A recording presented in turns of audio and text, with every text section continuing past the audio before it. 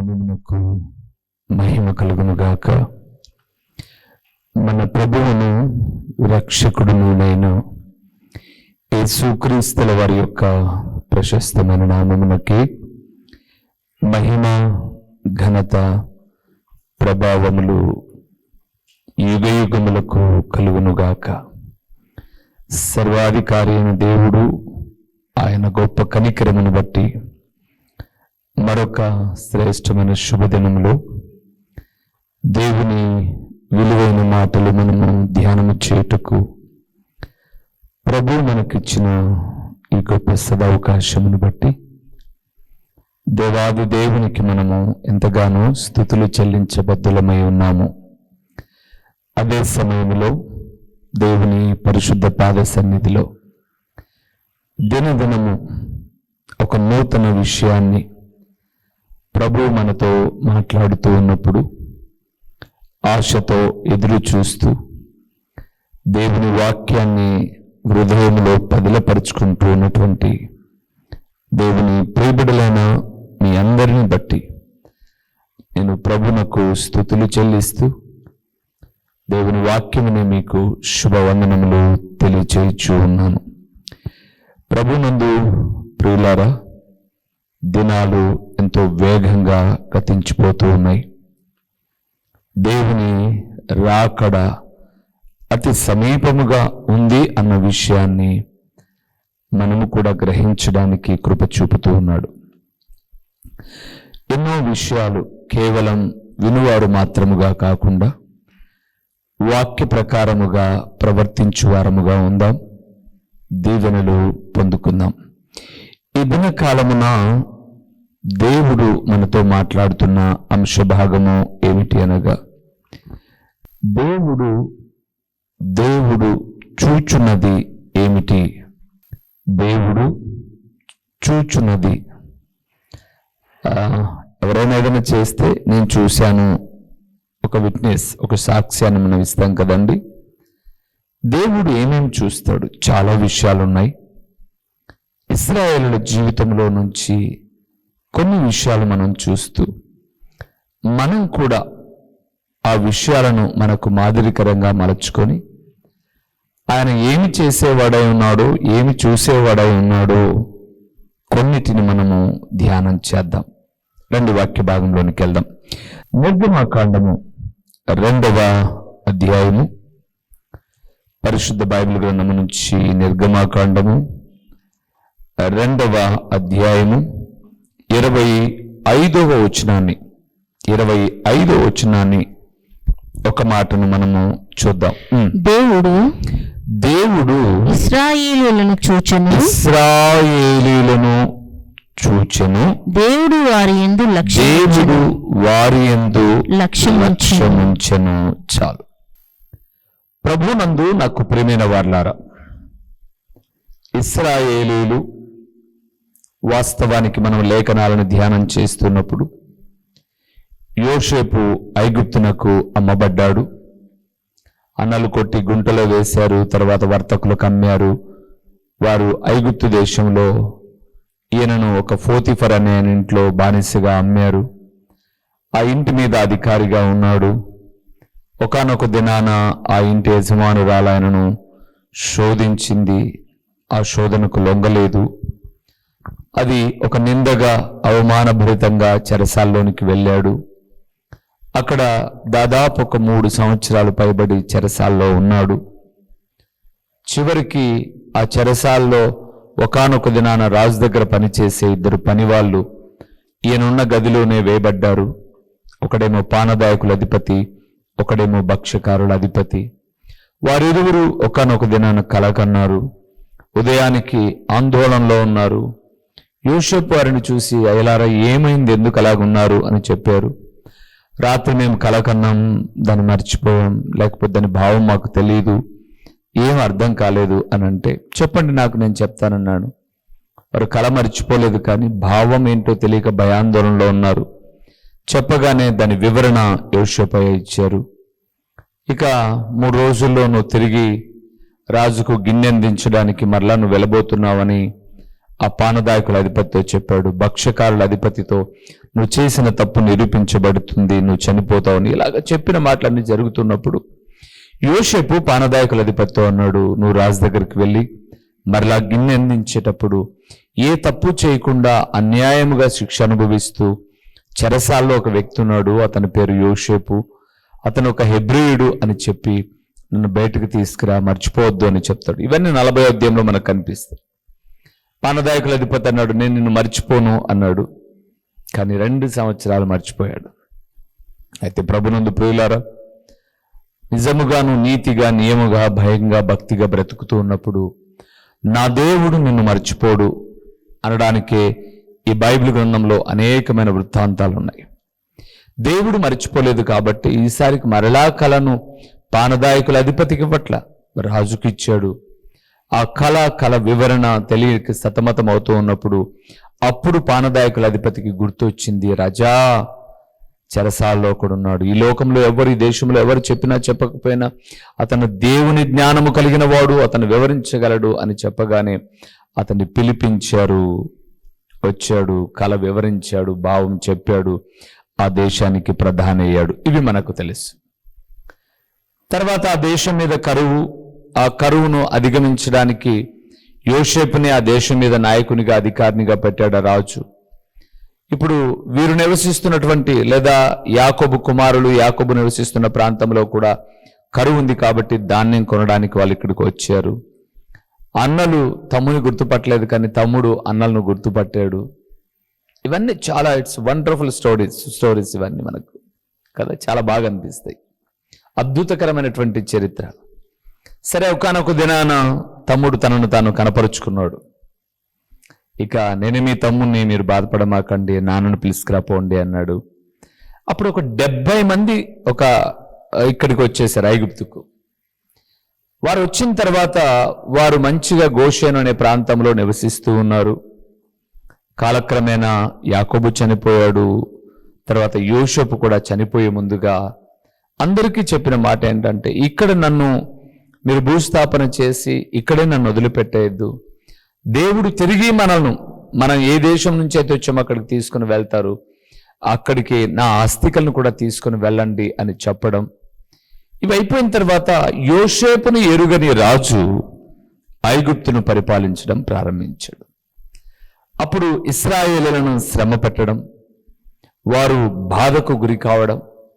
ఇశ్రాయేల్ అక్కడికి వచ్చినప్పుడు 70 మంది పైబడి అయినా లెక్కకు విస్తరిస్తూ వచ్చారు. రాజు కూడా ఒక భయం ఏర్పడిపోయింది. ఇలాగే ఉంటే వీరు మన శత్రువులతో కలిసి మన మీద యుద్ధం చేసి వారు వెళ్ళిపోతారేమో అని వారిని బాధపరచడం ప్రారంభించాడు ఐగుప్తు రాజు. ఇలాంటి సమయంలోనే వారు దేవుని మొరపెట్టడం ప్రారంభించారు. మనము మొదటి 2 అధ్యాయాలు చూస్తున్నప్పుడు వారికి మగపిల్లలు పుడితే కాన్పు పీటల మీదనే చంపేయమని చెప్పేసి రాజు ఆజ్ఞ జారీ చేశారు. మంత్రసానులు భయపడ్డారు. పిల్లలు వారి సంఖ్య విస్తరిస్తూ ఉంది. వారిని వేరు చేశాడు ఈ యొక్క ఐగుప్తు రాజు అయినటువంటి ఫరో. ఏది ఏమైనా వారు మొరపెడుతున్నప్పుడు అదే మనం చూసాం 25వ వచనంలో, దేవుడు ఇశ్రాయేలీయులను చూచెను. ప్రభునందు ప్రియులారా, క్లుప్తముగా ఇంత చరిత్ర మనం చూస్తూ వచ్చినప్పుడు ఈరోజు ఈ వాక్యం వింటున్న దేవుని కుమారుడిగా కుమార్తెగా ఒకప్పుడు బాగున్న నీ జీవితం ఇప్పుడు ఇబ్బందికరంగానో, ఆర్థికంగా శారీరకంగా మానసికంగా ఏదో ఇబ్బందిని ఎదుర్కొంటూ ఉన్నప్పుడు, ఒకప్పుడు నా భర్త ఉన్నప్పుడు, నా భార్య ఉన్నప్పుడు, నా పిల్లలు ఉన్నప్పుడు, నా ఉద్యోగం ఉన్నప్పుడు, నా వ్యాపారం ఉన్నప్పుడు, నాకు పొలాలు ఉన్నప్పుడు, స్థలాలు ఉన్నప్పుడు నేను బాగున్నానే. ఈరోజు ఏంటి ఎలాగైపోయింది? నన్ను పలకరించేవారు లేరు, చూసేవారు లేరు, పైగా నన్ను బాధించేవారే ఉన్నారు అనుకుంటున్నావా?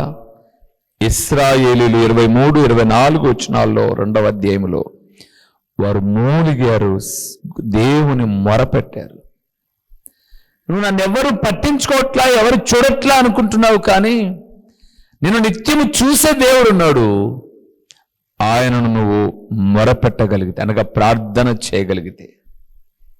ఒకవేళ నువ్వు అనొచ్చు, నేను ఇప్పటికే ప్రార్థన చేస్తున్నానన్నా, ఆయన దేవుడు నా ప్రార్థన వినట్లేదే, నన్ను చూడట్లేదే, ఎలాగ మరి అంటారా? ఆయన నీ ప్రార్థన వినేటప్పుడు, నిన్ను చూసేటప్పుడు ఆయన నీలో నాలో గమనించేవి కూడా కొన్ని ఉన్నాయి. అవి చూద్దాం మనం ఇప్పుడు. మొదటి విషయానికి వెళ్దాం. యెషయా గ్రంథము 57వ అధ్యాయము 18వ వచనాన్ని ఒక్కసారి మనం చూద్దాం ప్రియులారా. 18వ వచనాన్ని ఒకసారి చూద్దాం. నేను వారి ప్రవర్తనను చూచితిని, వారిని స్వస్థపరచుదును, వారిని నడిపింతును, వారిలో దుఃఖించు వారిని ఓదార్చుదును. చాలు. ప్రభునందు ప్రియులారా, దేవుడు చూడలేదని నువ్వు అనుకుంటున్నావు, ఆయన చూసే దేవుడని నేను చెప్తున్నాను. అందుకే కదా బైబిల్ గ్రంథంలో మనం చూస్తున్నప్పుడు ఆదికాండం 16వ అధ్యాయంలో హాగరు అనబడేటటువంటి శారా యొక్క దాసురాలు, ఆమె తన పరిస్థితి, తన విధానం బాగలేక ఒకానొక సందర్భంలో ఆమె వెళ్ళిపోయే అరణ్యములో తన బిడ్డను ఏడుపును చూడలేక వింటివేత దూరం వెళ్ళి వీని చావును చూడలేను అని చెప్పేసి కన్నీరు కారుస్తూ అక్కడ ఆ బిడ్డ మొరపెడుతున్న సందర్భాన్ని చూసినప్పుడు గోతిని చీల్చి నీళ్లు ఇచ్చిన దేవుడు, అయ్యా నువ్వు చూచుచున్న దేవుడవయ్యా, నువ్వు చూచుచున్న దేవుడవు. హాగరు దేవునికి పెట్టిన పేరేంటంటే నువ్వు చూచుచున్న దేవుడవు. ఈ లోకంలో అందరికీ ఆయన పేరు పెడితే ఆమె దేవునికి పేరు పెడుతుంది, నువ్వు చూచుచున్న దేవుడవయ్యా. మరి ఆయన చూసే దేవుడైతే నిన్నెందుకు చూడలేదనుకుంటున్నావు? ఆయనకు నీ బాధ తెలుసు, నీ దుఃఖము తెలుసు, నీ రోగము తెలుసు, నీ బలహీనత యావత్తు తెలుసు. మరి నన్ను చూడట్లేదని ఎందుకు అనుకుంటున్నావు? కానీ నీ దుఃఖాన్ని తొలగించి, నీ నిట్టూర్పును దూరపరిచి, నీ అనారోగ్యాన్ని బాగు చేయాలి అని అంటే ఆయన నీ మొర వినేటప్పుడు నీ ప్రవర్తనను చూస్తున్నాడు. అక్కడ అది రాయబడింది. ఏం చూస్తున్నాడు ఆయన? ప్రవర్తన. ప్రార్థించే వాళ్ళు లోకంలో చాలా మంది అయ్యారు. ప్రార్థించే వ్యక్తి యొక్క ప్రవర్తనను చూసే దేవుడు. గాంధీ మహాత్ముడు అన్నారట, ప్రార్థించే పెదవుల కన్నా చేయూతనిచ్చే చేతులు మిన్నా అన్నాడట. ఆయన ఇంకొక మాట అన్నాడు అని నేను ఒక సందర్భంలో ఒక పుస్తకంలో చదివాను. ఈ క్రైస్తవులు అనబడేవారు పెదవుల మీద ప్రార్థన తీయగా ఉంటుందట, గొంతులో విషం నింపుకొని ఉంటారట. ప్రార్థన చాలా తీయగా, ఎంత బాగుంటాయో చూస్తే, ఇతను నాకు శత్రువా, ఈమె నాకు శత్రువా, నా కొరకు ఇంతగా ప్రార్థిస్తుంది, అంతా అబద్ధం. పెదాల మీదనే ప్రార్థన ఉంది, కానీ హృదయములో ద్వేషము నింపుకొని చేస్తున్నారు. ఈరోజు నీ ప్రార్థన ఎలాగుంది? నీ బాధ ఉంది కాబట్టి ప్రార్థన చేస్తున్నావు, నీకు ఇబ్బంది ఉంది కాబట్టి ప్రార్థన చేస్తున్నావు, కానీ నీ ప్రవర్తన ఎలాగుంది? దేవా నేను పాపిని, నన్ను దర్శించు అన్నావు, చూడు అన్నావు, ఓకే. మరి పాపము విడవవా? దేవా నా తప్పిదాన్ని క్షమించు అన్నావు, నువ్వు క్షమించావా? అందుకే అక్కడ చూస్తున్నప్పుడు మీరు 57వ అధ్యాయం యెషయా గ్రంథం 18లో అన్నాడు, నేను వారి ప్రవర్తన చూస్తాను, వారి ప్రవర్తన చూసినప్పుడు నేను వారిని స్వస్థపరిచి నడిపిస్తాను, వారిలో దుఃఖించు వారిని ఓదార్చుదును. ప్రభునందు ప్రియమైన వారలారా, నా దేవుడు చూస్తున్న విషయము, నీ మొర, నీ బాధ, నీ ఇబ్బంది అన్నీ ఆయనకు తెలుసు.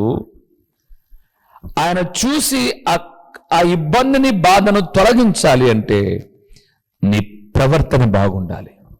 అందుకే సొలొమోను ఒక మాట అంటాడు చూడండి, సామెతల గ్రంథం 16వ అధ్యాయము, సామెతల గ్రంథం 16వ అధ్యాయము 7వ వచనాన్ని ఒకసారి మనం చూద్దాం ప్రియులారా. 7వ వచనము, ఒకని ప్రవర్తన యెహోవాకు ప్రీతికరమగునప్పుడు ఆయన వాని శత్రువులను సహా వానికి మిత్రులుగా చేయను. బాబా, ఎంత గొప్ప దేవుడు అండి.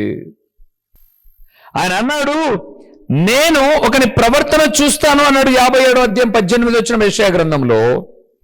సామెతల గ్రంథం 16:7 అంటున్నాడు, ఒకని ప్రవర్తన యెహోవాకు ప్రీతికరమగునప్పుడు. ప్రీతి అంటే ఇష్టం. నీ ప్రవర్తన దేవునికి ఇష్టమైనప్పుడు అని అన్నాడు, నీ శత్రువులను సైతమోట నీకు మిత్రులుగా చేస్తాడట. అవును ప్రియులారా, కావాలంటే మీరు రాజులు 1వ గ్రంథంలోనికి వెళ్ళిపోతున్నప్పుడు అక్కడ చాలా విషయాలు మనకు కనిపిస్తాయి. సిరియనులు ఇశ్రాయేలు మీదకి దండెత్తి వచ్చేవారు. సిరియనులు ఇశ్రాయేలు మీదకి దండెత్తి రాకముందుగా ఒక్కొక్క దారిని వారు ఏర్పరచుకుంటూ ఉన్నారు. ఈ దారిలో శత్రువు వస్తున్నాడు అని ముందుగానే రాజుకు సమాచారము అందడం, రాజు జాగ్రత్త పడడం, ఇవన్నీ మనం చూస్తాం. ఇప్పుడు సిరియా రాజు అన్నాడు, రే మనలో ఎవరో గూఢచారినట్టున్నాడు ఉన్నాడు, అందుకే మనము వెళ్ళాలనుకున్న ప్రతి రూటు వాళ్ళు ముందే పసికట్టేసి అటువైపున గుంటలు తవ్వడం, జాగ్రత్త పడ్డం, ఇవన్నీ చేస్తూ ఉన్నారు. ఎవర్రా మనలో గూఢాచారి? వాళ్ళలో కూడా అన్నాడు తెలివైనోడు, అయ్యా మనకు గూఢాచారి ఎవరు లేరు, వారి దేశంలో ఒక దైవజనుడు ఉన్నాడు.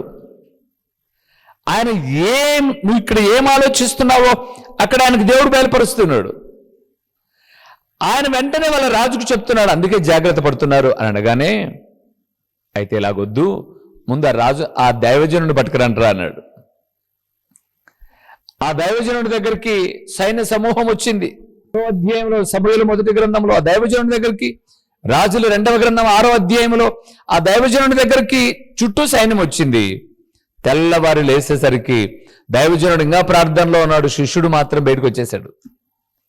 అయ్యో అయిపోయిందయ్యా, నువ్వేమో చేసావు, మన చుట్టూ సైన్యం ఉంది, మనమున్నది ఇద్దరం ఈ గుడారంలో, చంపేస్తారయ్యా.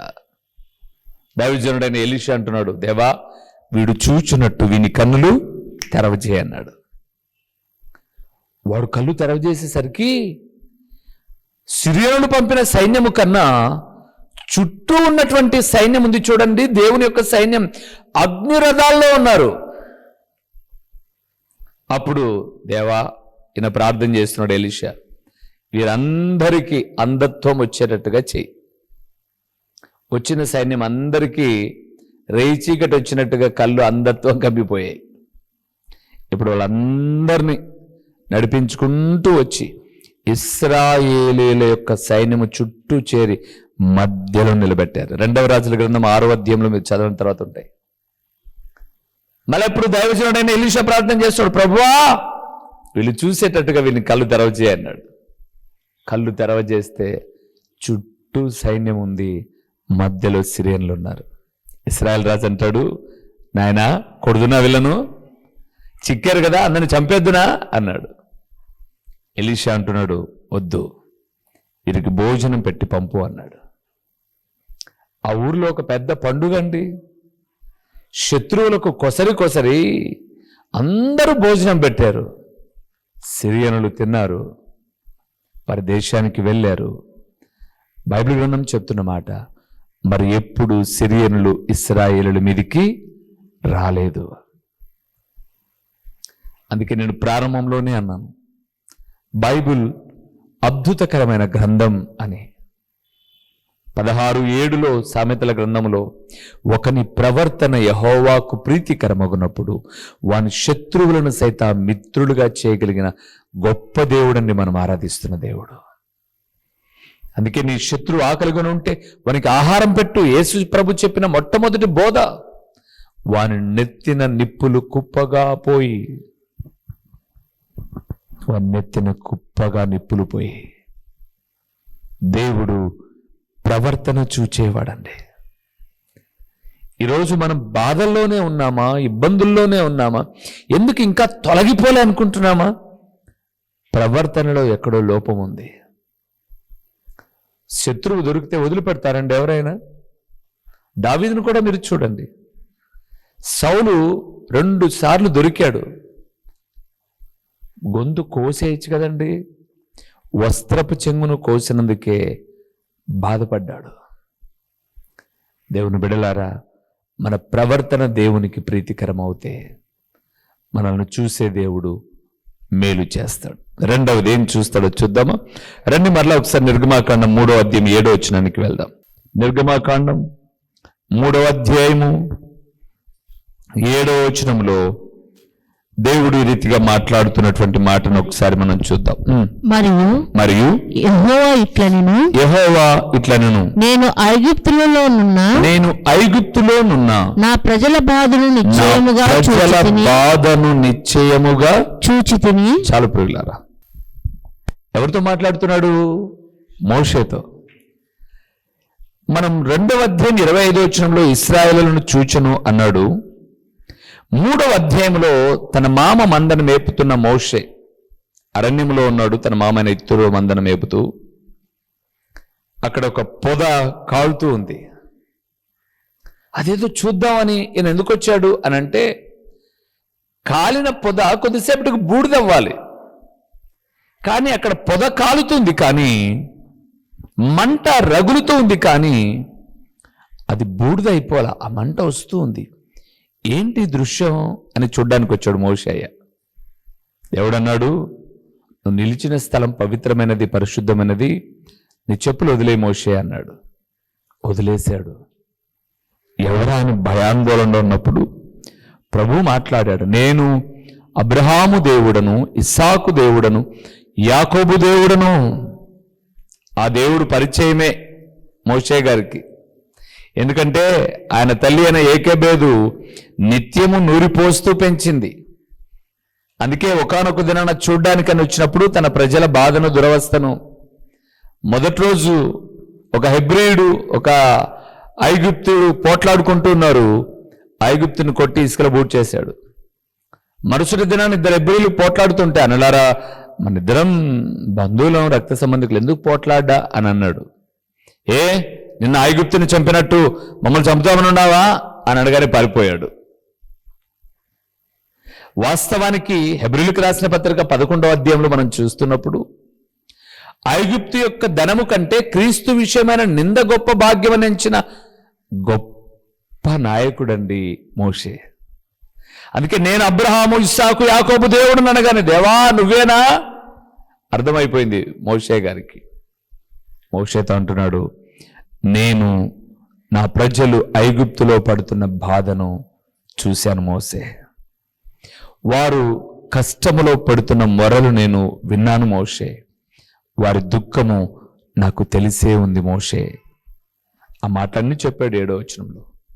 వారి మొర విన్నాను, వారి బాధను చూశాను, వారి దుఃఖ బాధ నాకు తెలిసి ఉంది అన్నాడు. దేవుని బిడలారా, నీ బాధ తెలీదు అని, నా బాధ తెలీదు అని మనం అనుకుంటున్నాం, కానీ ఈ జీవితానికి ఆధారమైన దేవుడు, నువ్వు బాధపడితే ఆయనకు తెలీదా? నువ్వు ఆయనకు తెలియచెప్పు. బిడ్డ బాధ తల్లికి తెలియదంటారా? తల్లిదండ్రులకు తెలియదా పిల్లల బాధ ఏంటో? వారు ఏదైనా బాధపడితే, వీరు బాధపడైనా ఇబ్బంది పడైనా వారికి కావాల్సింది అందిస్తారే. అంతకన్నా గొప్పవాడండి మనం ఆరాధిస్తున్న దేవుడు.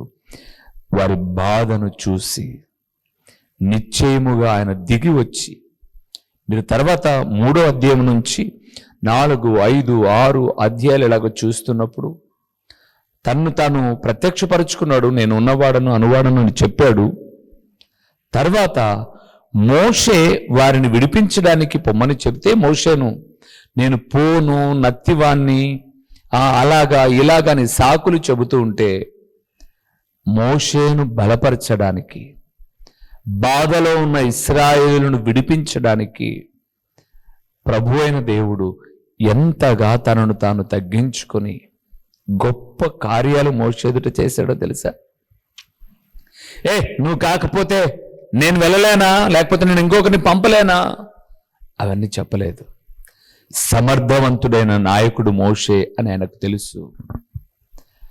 ఆయనను 40 సంవత్సరాలు అరణ్యములో నలగొట్టాడు. మొట్టమొదటి దినాల్లో మోషే కొడితే ఒక దెబ్బ కొడి చచ్చాడు. ఇప్పుడు దెబ్బకొకటి కొట్టడం ప్రారంభించినట్లయితే ఇత్రో యొక్క పశువుల మందలో ఒక్కటి కూడా మిగిలేది కాదు. ఓర్పు ఇచ్చాడు, బాగా నేర్పించాడు. అందుకే ఈరోజు బైబిల్ గ్రంథం లోకంలో చాలా మంది మా దగ్గర 2 సంవత్సరాల బైబిల్ ట్రైనింగ్, 6 నెలలు, 2 నెలలు, 3 నెలలు, 4 నెలలు అంటారు కదా, లేదా 5 ఏళ్ళు, 10 ఏళ్ళు. ఒక గొప్ప ట్రైనర్ మన ప్రభు అయిన యేసుక్రీస్తు ఒక గొప్ప ట్రైనింగ్కు చక్కగా తర్ఫీదు పొందిన వ్యక్తి మోషే. మోషే యొక్క ట్రైనింగ్ పీరియడ్ 40 సంవత్సరాలు. 40 సంవత్సరాలు కోపం పోయింది. చాలా వరకు తను తగ్గించేసుకొని ఆయన చెప్పిన అద్భుతాలన్నిటినీ, చేసిన కార్యాలన్నిటినీ చూసి జనాల్లోనికి వచ్చేసాడు. తన అన్న అహరోను ఇరువురు కలిసి 40 సంవత్సరాలు వారిని నడిపించేటటువంటి బాధ్యతను తమ భుజాల మీద వేసుకున్నారు. ఎందుకొరకు తెలుసా? తన ప్రజల బాధను చూసిన దేవుడు దిగి వచ్చి తయారు చేసిన నాయకుడు మోషేను. ప్రభునందు ప్రేమైన వారలారా, నీ ప్రవర్తన బాగుండి, నీ ప్రవర్తనను చూసినప్పుడు, ఆయన దృష్టికి బాగున్నప్పుడు, నీ శత్రువులను సైతం మిత్రులుగా చేసే దేవుడు, నీ బాధను చూసే దేవుడు, నువ్వు నిర్దోషివా దోషివా ఆయన చూస్తూ ఉన్నాడు. ఒకవేళ ఈరోజు నీలో దోషాలు ఏమైనా ఉంటే దయచేసి ఒక దేవుని సేవకుడిగా చెప్తున్నాను, ఒప్పుకొని విడిచిపెడదాం, కనికరాన్ని పొందుతాం. కప్పుకున్నామా ఒకరోజు ఇబ్బందిని అనుభవిస్తాం. నిర్దోషిగా ఉండుట ఆయన చూసే దేవుడు. అందుకే పిలాతు అన్నాడు ఒక సందర్భములో, ఈయన ఎందు నాకు ఏ దోషము కనపరాలేదు.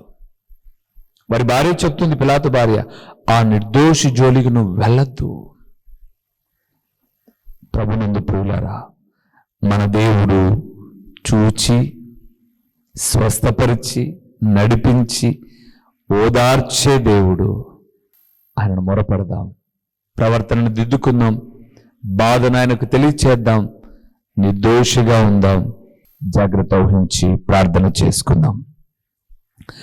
మహోన్నతుడైన దేవా, మహాగణుడైన పరలోకపు తండ్రి, మా స్తుతికి కారణాభూతుడా, మీ ఘనమైన నామమునకు స్తోత్రములు నాయనా. మా కుటుంబంలో, మా వ్యక్తిగత జీవితంలో, సేవా పరిచర్యలో ఈ వాక్యం వింటున్న బిడ్డలు ప్రకటిస్తున్న నేను, ఏంటి మా పరిస్థితి లాగుంది, మమ్మల్ని చూడలేదే అని అనుకుంటామేమో. తండ్రి, నువ్వు చూసే దేవుడవు నాయనా, చూచుచున్న దేవుడవు.